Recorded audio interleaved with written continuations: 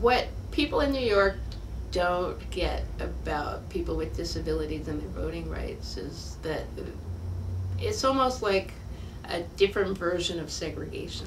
When people say, oh, why don't people with disabilities just use absentee ballots at home? That's a form of segregation.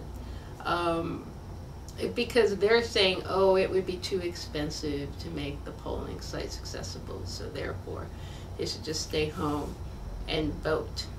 It's one thing to decide that you want to vote at home and choose the option to use an absentee ballot, but it shouldn't be forced upon you because your polling site isn't accessible, or when you get there, you're gonna be humiliated or treated terribly, or it's even gonna be dangerous. I remember that story about the guy who used a wheelchair who reported to us that when he got to his polling site, the Board of Elections forgot to deliver the temporary ramp. And so the poll workers were trying to be helpful, and they found a door and tried to create a ramp, and then when he went up, he fell through the door.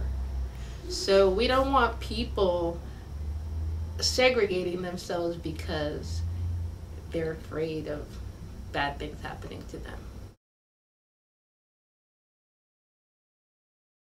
So one of the things that was most effective working as a voting rights advocate at CIDNY was the fact that so many people with disabilities would participate in surveying poll sites.